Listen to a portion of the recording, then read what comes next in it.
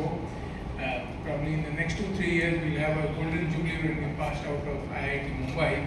Went to US, that was the norm at that time because jobs were not enough. India has really come a very, very long way, and I'll take you through our journey, which is more or less the journey of our country. In the late 70s, early 80s, India was a least developed country. In the 1990s, we had to mortgage our gold. Probably some of the other countries like Egypt, Pakistan are going through what we went through in those years. And at that time, the quality of the Indian products was not good. The borders were all closed. We could not import. So we were only competing with other companies who had no incentive to really come of world standards. So at that time, we set up Rishabh Instruments. Let's say there was an entrepreneurial bug. That's why I came back from the USA. We tried to, hover around what to do. We wanted to do. I had done my microelectronics at Stanford. So we wanted to do something in microelectronics, which is manufacturing of ICs and all. But government of India had their own restrictions at that point of time, and they said only joint sector can do, and there was license permit Raj. Delhi would control everything. We call it DGTD, Director General Technology Development. They would say who will manufacture, how much would be manufactured, what would be the license capacity, what could be imported, what would have to be necessarily made in India. And of course, we had no agencies which were supporting the new industries. Like today, you have so much of incubation, so much of government focus in trying to develop young entrepreneurs who become, we all talk about unicorns and all that. And India already has 100 unicorns. And at that time, there were, forget the word, in fact, these words didn't exist like unicorn and all. And there were only some development institutions, for example, IDBI, ICICI, and then states, each state had its own development institution, like Maharashtra had what they call it as CICOMs, State Industrial and Investment Corporation of Maharashtra. So under those circumstances, we decided let us do something in India, let us do something for our country. Being an electrical engineer, you wanted to do something which was associated with your education. So we got some collaborations and we started making very simple analog meters. Today I call them simple, that time they were not simple. Technology was not so easily available. Even if you got the technology, you did not have the vendor base, which is required to make such high precision instruments. So we got a collaboration with a company called BBC Metrabat, Brown Brewery Corporation. Brown Brewery Corporation was a Swiss company, but they had a German subsidiary called Metrabat. They gave us the know-how, but even if they gave us the know-how, there were no vendors available. DGT did not allow you to import. So we went through some very hard 6-7 years, but as they say, we assimilated the technology, we had the patience to walk through everything, and by 1990-91 we were quite stable. L&T then realized that these are very good instruments. L&T was also a user, L&T was also a switchgear seller, and they started selling these instruments. So all in all, it has been a great journey, and then my colleagues will talk to you what we did later on in the years. I will walk you through some slides, So today the main point here is we call ourselves a global energy efficiency solution company, which means we help companies to increase the efficiency of the energy that they use, and that is done in many ways, like we said in the video, you measure, record, optimize, analyze, and go on doing these operations whereby the effect. See, today, we say in our electrical language, we say a watt saved is a watt generated, probably more, because you don't pollute the atmosphere. And government of India is also highly focused on it. Today, everybody is talking about green energy. But the short and long of it is that we need to be efficient in everything that we do, but definitely in the energy that we use. So our company is helping all the user industries, especially electrical energy, but we also deal in other forms of energy. So this slide now tells you where we are. See, again, over a long journey we have gone through, nearly 40 years, and in that we have developed not only measuring instruments, but we have also got other products. For example, solar inverters. If you see the fourth, this thing from the left is solar inverters. These are devices which take the solar energy via the solar panels. Solar panel makes DC energy, which is unstable in terms of varying voltage. You know, when the sun is rising, the voltages are low, but when the sun is at the peak at afternoon time, you have maximum energy being produced. But to feed it into the grid, you need AC.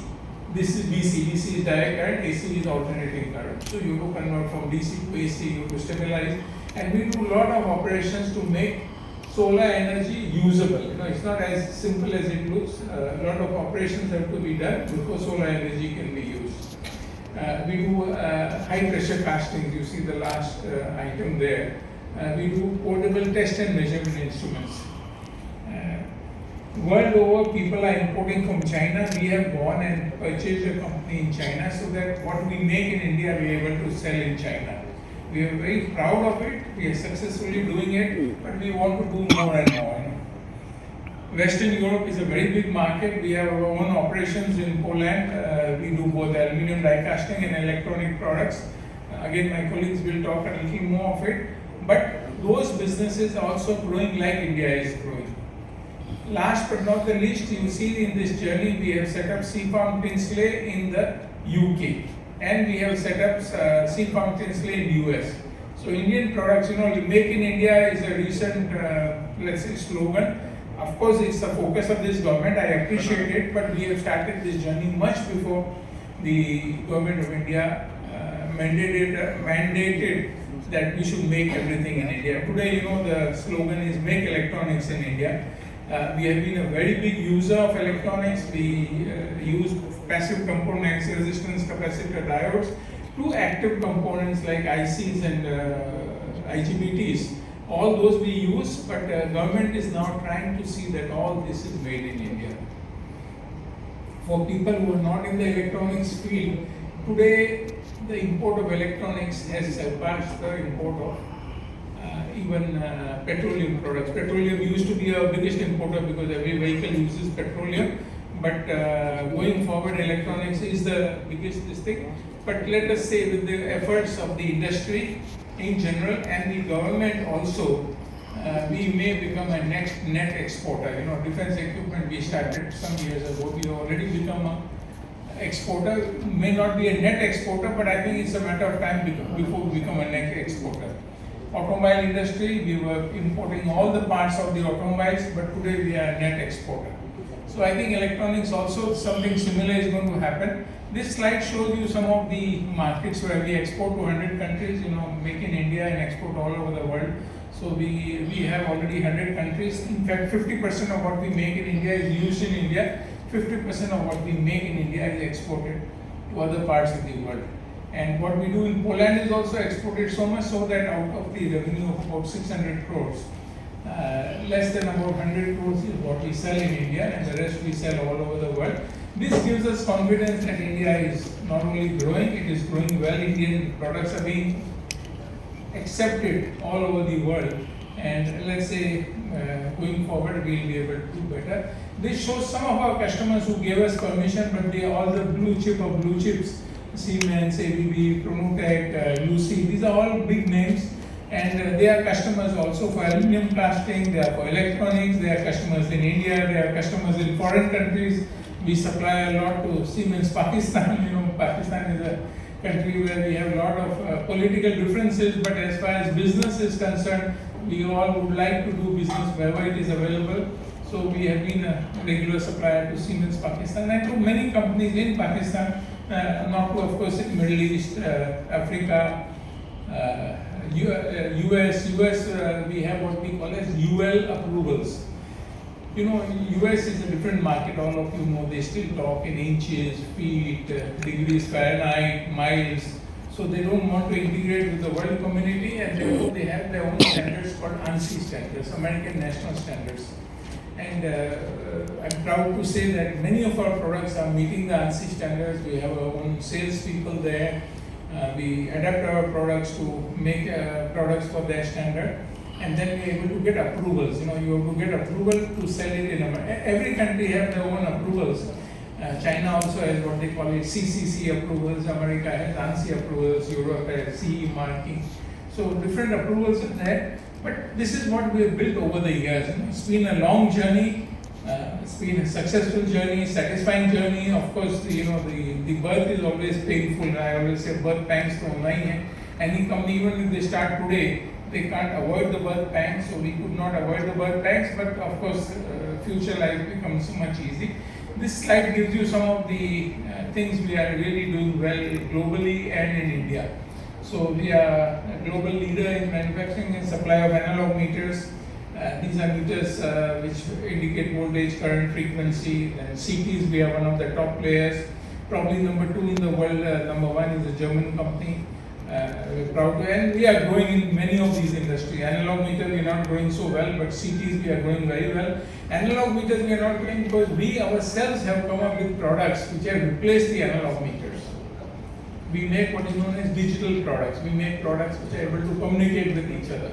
So from that point of view, we say you make your products redundant before the market does it, and we are really following that this thing. As I said, these are some of the customers, and the tailwinds are there in many of the industries that we operate in.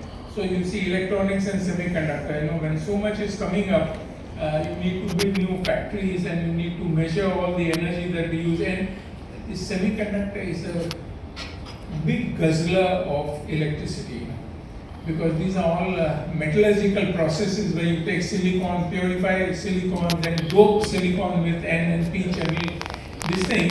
So there will be a lot of use of instruments that we make in the electronic and semiconductor, connected vehicles and EV. All of these, all governments world over have declared sooner than later they are going to change over from internal combustion engine to EVs, electrical vehicles. So both EVs, when they are made, we use a lot of aluminum components. The whole battery system, Dinesh will talk about it. But more important is the charging station. When you charge the EV, you need instruments. You need DC charging. So you convert again AC to DC, charge it, but you build the people. So that's where our instruments come up. We are already supplying to some of the large American companies. India EVs come, let me say, relatively slowly, but US has come in a much bigger way. So we are one of the largest suppliers of instruments for measuring the energy which is used for the charging of EV vehicles. And then of course renewables, I talked about solar. Solar will come even in a bigger way. India is becoming the solar capital of the world. Our Prime Minister declared 20 gigawatts by 2022. We achieved it even 1 year before they declared. So now the next goal is to do 100 gigawatts. Nitin will talk a little more about what we do. And then there are policy drivers. Make in India is a very big policy driver. More and more it is helping us to produce this thing in India. Then advances in automotive technology.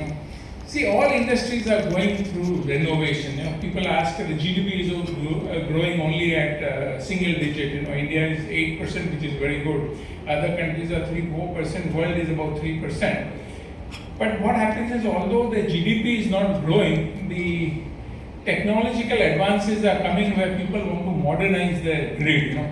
Grid is something which supplies electricity. We use it day in, day out. We don't realize, especially people staying in Bombay. But the rural places, or let me say semi-urban places in India, still it is not as stable as it is. But government wants to make it as stable as they can. So they are really putting money into it. Government has schemes like APDR, the Accelerated Power Development Corporation, where they want to make a very stable grid. Government is giving money to see that there is a substantial reduction in the losses. We have a lot of losses, both transmission losses, distribution losses, but more than that is unmetered electricity. So all that is actually opportunity for us, to be able to sell more of our this thing. So as I said, it has been a long, winding journey, but it has been a successful. Now it is culminating in this IPO. I'm sure you will do your own study and write about this IPO. But I think the future, I will let my colleagues talk, but future looks bright both for India and for our company. Thank you so much.